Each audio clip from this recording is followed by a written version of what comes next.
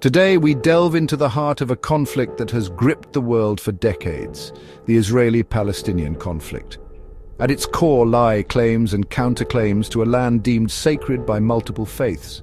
We aim to dissect these claims, particularly focusing on the assertion of a divinely ordained right to the land, a claim central to many within the Jewish community. Our purpose is not to stoke flames, but to illuminate truths, fostering understanding and a path towards genuine justice. Many Jewish people believe that the establishment of the State of Israel is the fulfillment of a divine promise. This belief rests on the idea that this land is their rightful homeland, a gift bestowed upon them by God. It is a narrative deeply ingrained in their identity and fuels their claim to this contested territory. But how valid is this claim? Is it rooted in historical fact and religious doctrine, or is it a constructed narrative serving a specific political agenda? To answer these crucial questions, we must meticulously examine both the historical and religious underpinnings of this claim. We must delve into the annals of history, explore ancient scriptures, and confront uncomfortable truths.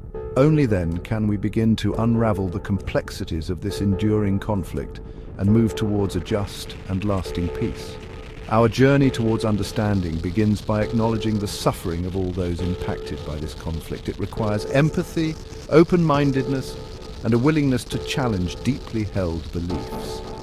Ultimately, it is a call for justice, a plea for recognition of the humanity and rights of all those who call this land home.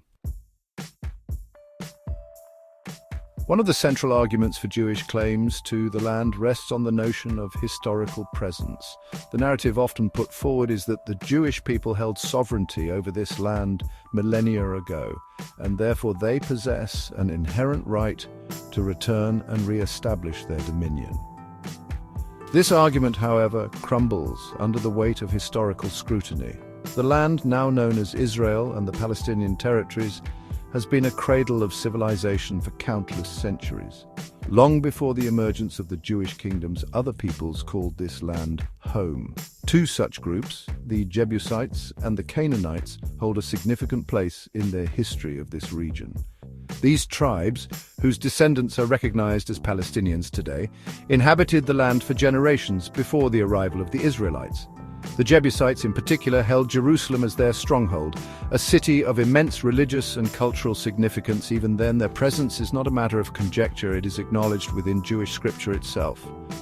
The very name Jerusalem is believed to be derived from Shalem, the god worshipped by the Jebusites. Therefore, the claim that the land belongs solely to the Jewish people based on historical presence is factually inaccurate and disregards the historical presence and rights of other groups. It is crucial to recognize that history is not a tool to be manipulated to fit a particular narrative, but rather a complex tapestry woven from the experiences of all those who have inhabited a land. To build a future of peace and coexistence, we must acknowledge and respect the historical presence of all groups who have called this land home. Erasing or diminishing the history of one group to bolster the claims of another will only perpetuate injustice and hinder the path towards reconciliation.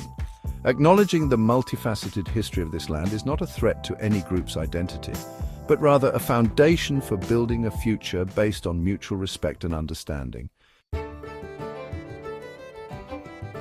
Beyond historical claims, religious narratives play a pivotal role in shaping perceptions of this conflict. The Jewish claim to the land is often intertwined with the belief in a divine promise made to Abraham, as documented in the Torah's book of Genesis. This promise, according to Jewish tradition, encompasses a vast territory stretching from the Nile River to the Euphrates, including the land of Palestine. However, a closer examination of this promise reveals crucial nuances often overlooked or misinterpreted. Firstly, it is essential to understand that the promise was conditional. The Israelites were not simply handed the land, they were commanded by God to fight for it. This conditionality is clearly stated in the Quran, specifically in Surah Al-Ma'idah, verses 20 to 22, which recounts the story of Moses leading his people out of Egypt. Upon reaching the land promised to them, the Israelites were instructed by God to fight its inhabitants. However, gripped by fear and doubt, they refused to engage in battle. They told Moses, "You and your Lord go forth and fight. We will sit right here." This refusal to fulfill the conditions set by God resulted in a forfeiture of the promise. The land would only become theirs if they demonstrated the courage and willingness to fight for it. Secondly, interpretations of this promise often ignore a crucial aspect: land ownership during Abraham's time. Despite residing in the region for nearly a century, there is no record of Abraham ever owning any land. This fact, confirmed by the Torah itself, challenges the narrative of an inherent right to the land based solely on lineage. Therefore, relying solely on a literal interpretation of the divine promise to justify exclusive claims to the land is problematic. It is essential to consider the historical context, the conditions attached to the promise, and the fact that the Quran, revered by Muslims, offers a different perspective on this narrative. Furthermore, focusing solely on lineage while disregarding the actions and beliefs of those claiming descent from Abraham contradicts the very essence of prophetic teachings.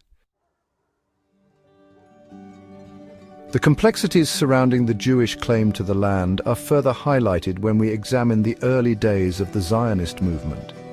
Theodor Herzl, widely regarded as the father of Zionism, initially did not consider Palestine as the primary location for a Jewish homeland. In the late 19th and early 20th centuries, when the Zionist movement gained momentum, various alternative locations were proposed and seriously considered. Among the options discussed were Mozambique, Congo, Argentina, Cyprus, the Sinai Peninsula in Egypt, and Uganda. These proposals reveal a crucial aspect of early Zionism. The desire for a Jewish state was not inextricably linked to Palestine. The primary objective was to establish a safe haven for Jews facing persecution in Europe and elsewhere. However, these initial proposals faced significant opposition from within the Zionist movement itself. Many Jews, particularly those living in Russia, America, and other parts of Europe, were reluctant to relocate to distant and unfamiliar lands. They were accustomed to their lives in these countries and were unwilling to abandon them for uncertain futures in far-off continents. Faced with this internal resistance, the Zionist leadership recognized the need for a more compelling narrative to mobilize Jewish communities worldwide.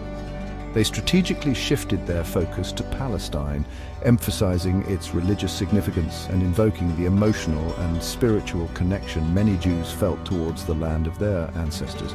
This strategic maneuver proved successful, galvanizing support for the Zionist cause and ultimately paving the way for the establishment of Israel.